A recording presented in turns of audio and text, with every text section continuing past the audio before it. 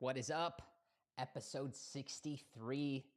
We're about to record it in less than a minute's time. We're going to get started with our live production of the Client by Client podcast.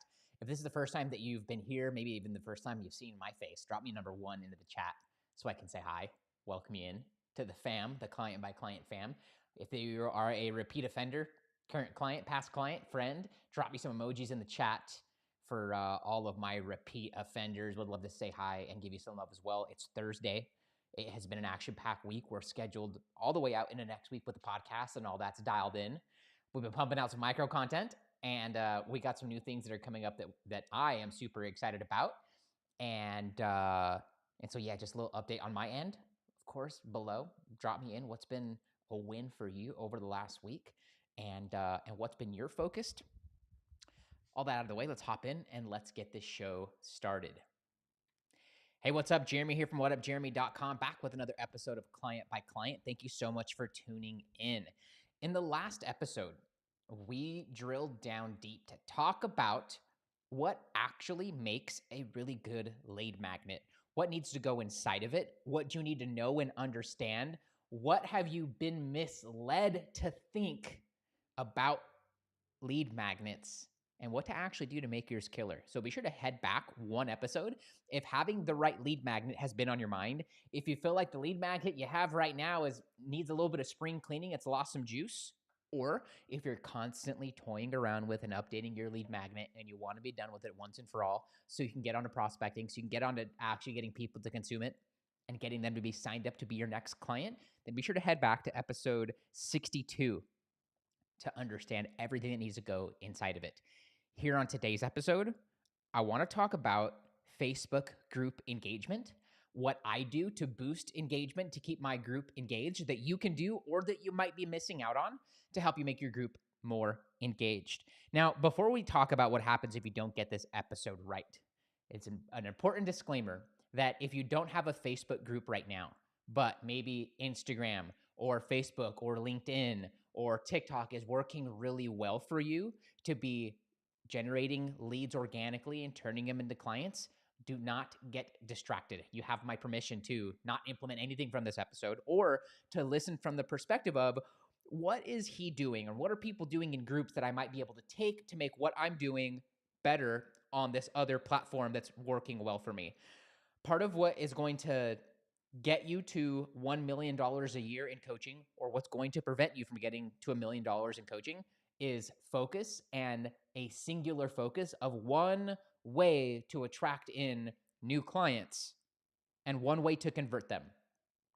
If you have a Facebook group right now, you found the right episode. If you don't, this is not pressure on you to go and start a group. You do not need a group.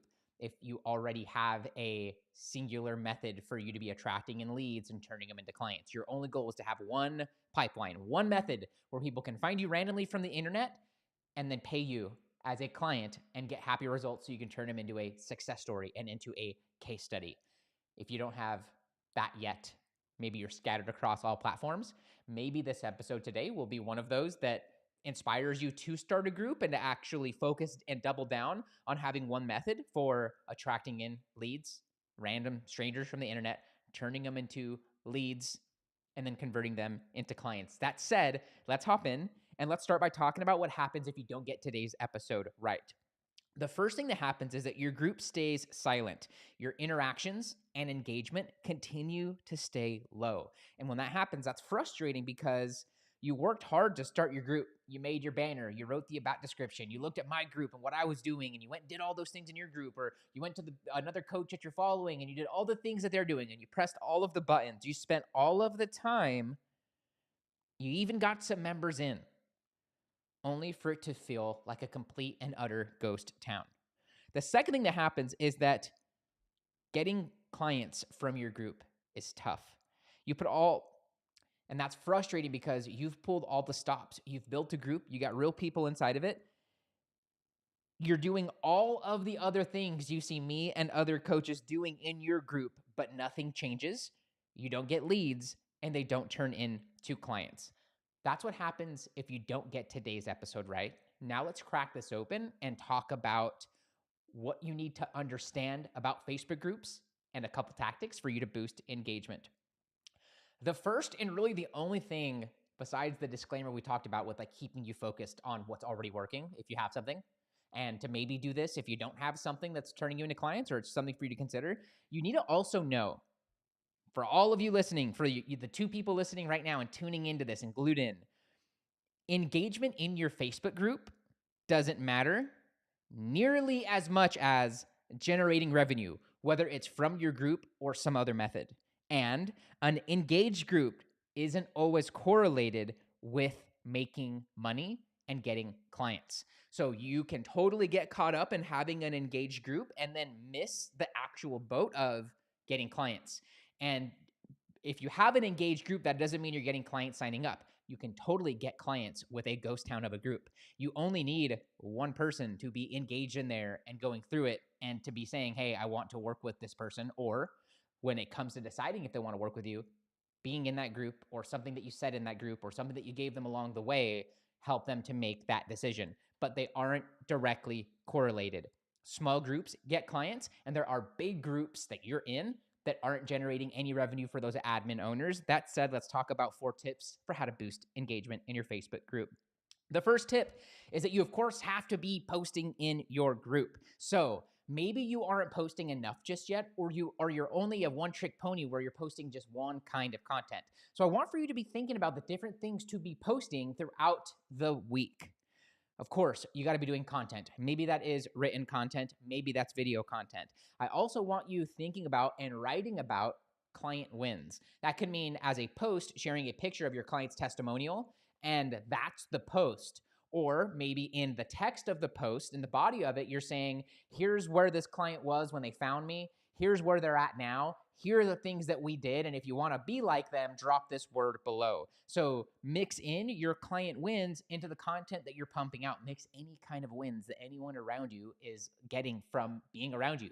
Even if they're not paying clients, share those wins out in your group.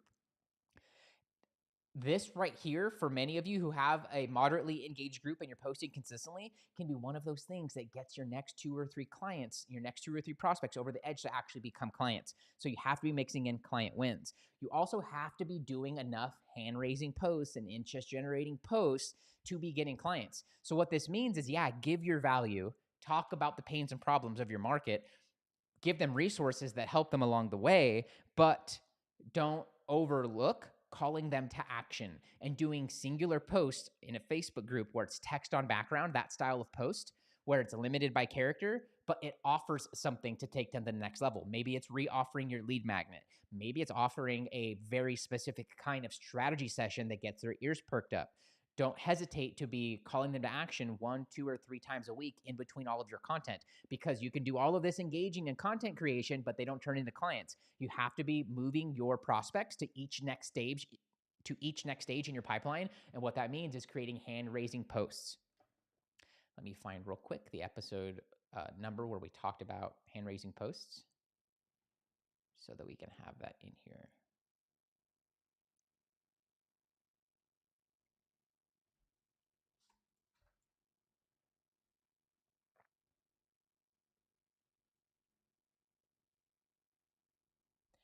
Back in episode 30, I basically handed you on a silver platter 3 hand-raising posts that you can rip off and use to get clients in the next 72 hours.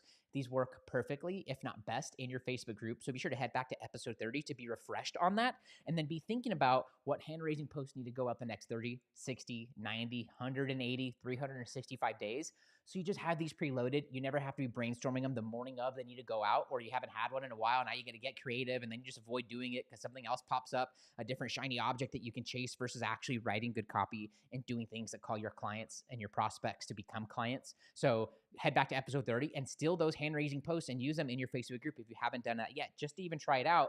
And now you can start to brainstorm what hand-raising posts you can start to do. Lastly, I touched on it moderately, but that is video. You have to be engaging all of the senses with your Facebook group. And the reason why you want to be doing this, because you don't know what flavor of the week Facebook's algorithm is actually rewarding and wanting to get more of them through. Sometimes it's lives. Sometimes it's short quotes or short posts. Sometimes it's text on background. Sometimes it's reels. Sometimes it's video. You never know. So you want to be testing and trying out to also be figuring out which one of these meshes well, which one of these content forms meshes well with your personality and your uniqueness, and then also which one is most likely to drive engagement in your group. The thing you have to be doing more consistently or more of or more strategically is posting content. Thing number 2, onboarding. You have to be thinking about your prospect's journey just like you would your client's journey. In past episodes recently, we've talked about what does the first 24 hours look like? You can even go so far down as to say, what's the first hour after they sign up? What's the first 12 hours, 24 hours, couple days, 7 days, 24 days? And you want to be thinking about that journey and mapping it out strategically so that you have happy clients. We've been talking about this, and have clients that never want to go anywhere else, who are wowed by the buying decision and are thankful that they made that decision to buy with you. You can apply that same mindset to your Facebook group. In yesterday's episode, I alluded briefly to treating your strategy call like a paid offer and making it so good and building in urgency, building in risk reversal, building in bonuses, building in all the value of it versus what you're actually charging them, which is zero. Apply that same thinking to your Facebook group and treat it like a product. I'm not saying charge for it, but make it so good that people wonder why you're not charging for it. And so part of that is the onboarding. What needs to happen in their first couple days that increases the likelihood they're going to get the result that they're wanting, or they're going to get a taste of that result and start thinking about potentially working with you because you are the person that helped them to get that. A couple things that go into helping you really get this onboarding piece right. A pen and a piece of paper is about all you need, maybe a Google Doc, but beyond that, think about the messaging. What messages do you send to them privately when they first sign up? What messages need to be sent out in the first 7 days to give you the highest likelihood of starting the conversation? Because a lot of people will not respond to you, because sometimes people join your group and they're not your friend. And so if they're not your friend and you're trying to add them and message them, it's very easy for your stuff to go into the requests folder. So how are you going to overcome that? Maybe you should have a little bit of a strategy around that. Messaging is the first thing, and what that private messaging looks like. Next would be, what resources do you have highlighted and easily accessible in the guides portion of your group that's meant for new members? Maybe you have a couple posts in there that are text and welcoming and what to do and how to get the most and what to do next. And here's the next thing to do, which leads me to email. If you're growing a Facebook group, it makes perfect sense to be using it to build your email list. And if you are building a Facebook group, one of the main, for some coaches, the only reason to be growing a Facebook group and engaging in it is to build your email list. So what emails need to go out when they first join, or in the first couple of days to, like I said, to get around the request folder and to get around all of the other groups that you're competing with and all of the other things in your individual prospects environment and life going on that you need to get around. So the messaging back and forth privately through Facebook Messenger, your guides, and email are all things to consider in that onboarding journey. Let's talk about the email here for a second. Facebook's not going to be sending out emails to the people that join your group on your behalf with your content, with your hand-raising posts, with your anything. When someone joins a group, there are 3 questions that they can answer that you can set up to ask whatever you want. It is very common, if not the standard, that one of those questions asks, what's your email?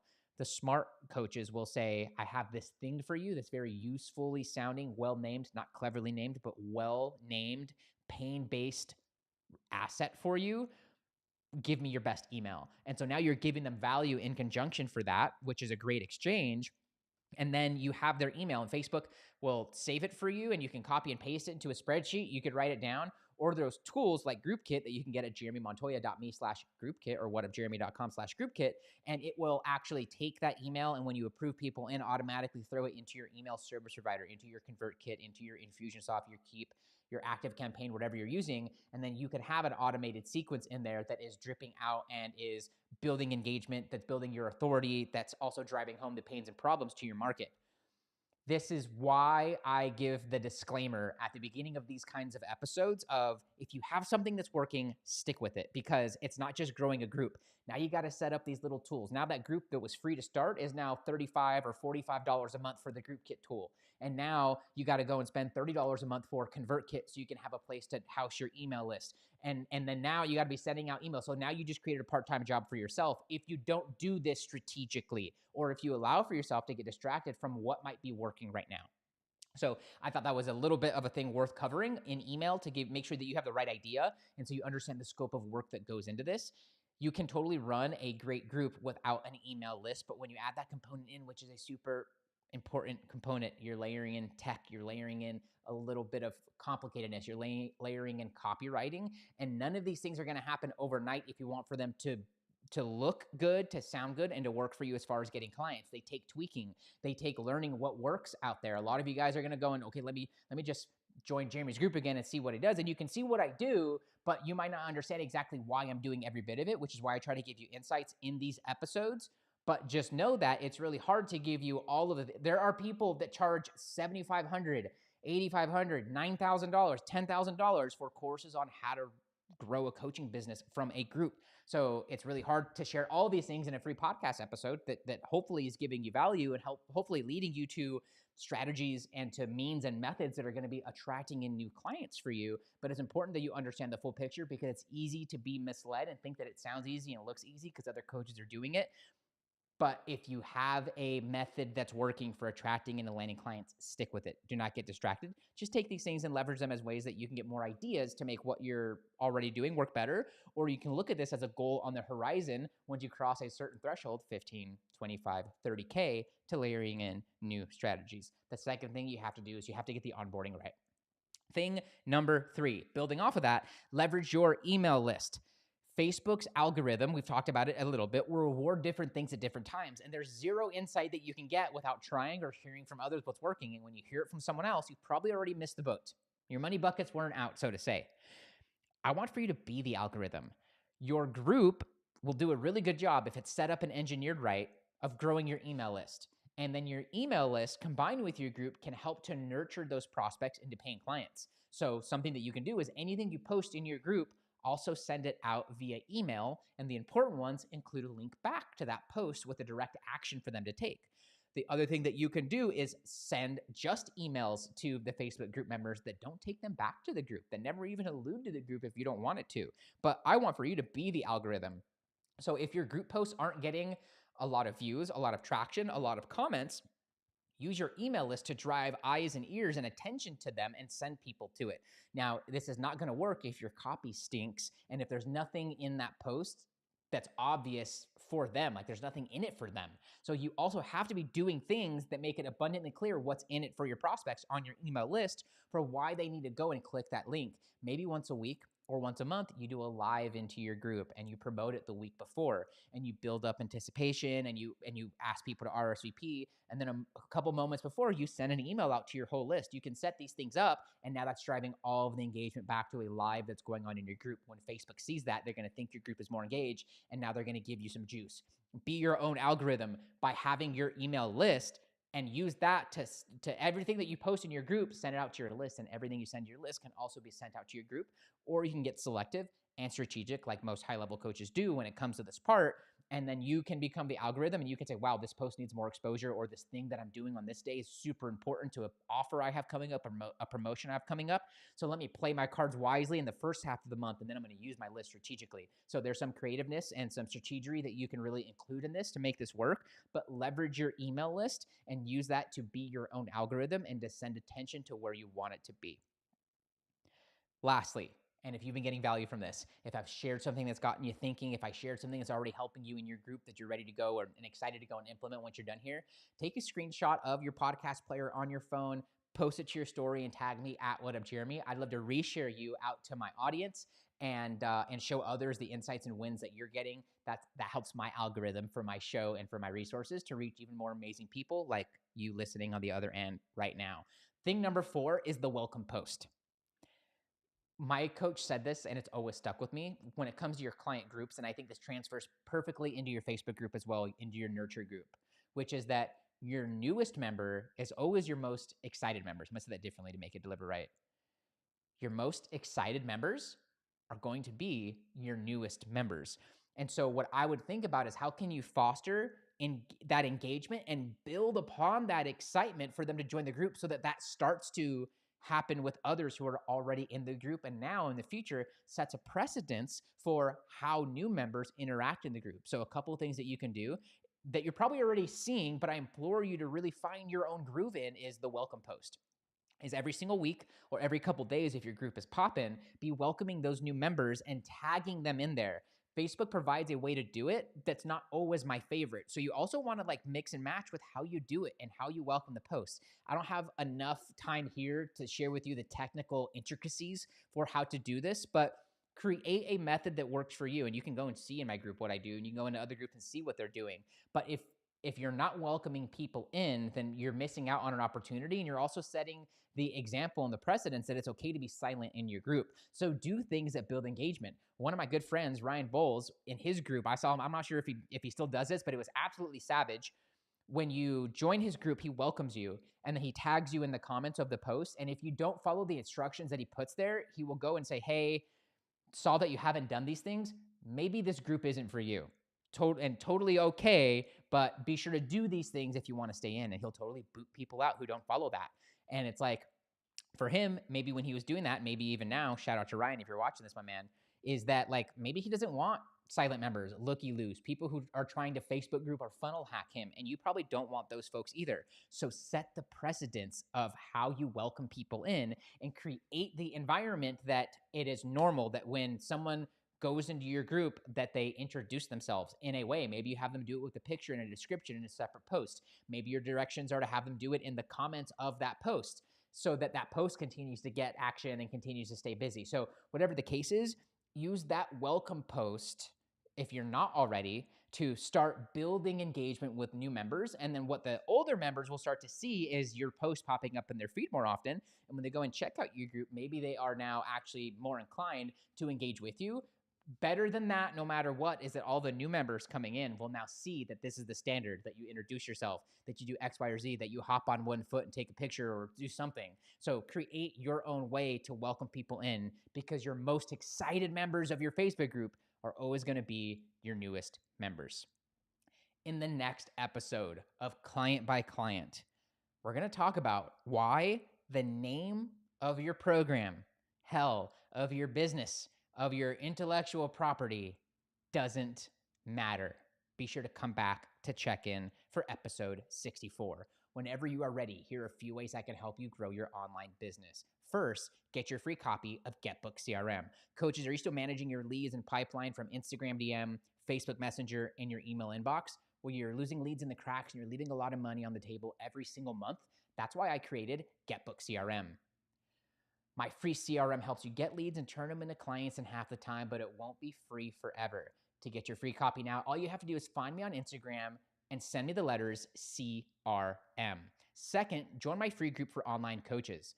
My Leverage Coach community has almost 1,000 coaches from all over the world.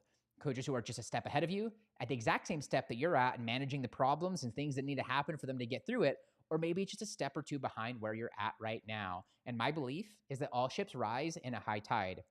Get access to me, access to them, and access to trainings and resources that I find or make that help me grow my online business and that will help you to grow yours. Lastly, become my next success story. I'm getting some coaches together this month to implement my frameworks for injecting a minimum of 15K worth of new clients into your online business, or doubling your online client roster over the next 30, 60, 90 days. But finding and working with the right people is super important to me. So only respond to this if you are a relationship-focused coach who always puts the client ahead of the money, you're not brand new to coaching and have at least been doing it for 3 to 6 months. You would like to get 3 to 5 clients organically from social media every month without wasting money or time on paid ads. You have at least 300 friends on a social platform, group, or email list. You are willing to take bold action because you know your success depends upon it. And last, but most important, you can keep a secret. If that's you, I want you to grab your phone right now and tap on that Instagram icon, find me at WhatUpJeremy, and send me the letters and send me the words case study. When you do that, I'll ask you a couple questions about your online business, about your vision and your goals, and then I'll share with you what we have coming up this month in the Get Clients program and how we're already helping other coaches to crush it with my methods and frameworks, like Henry, who got 8K worth of clients in his first 30 days, or Juan, who set up for a 60K month in August. And at the time of this recording, it's June 29th. We'll also identify what part of the program will likely have the biggest impact the soonest in your online business, so you know what to expect.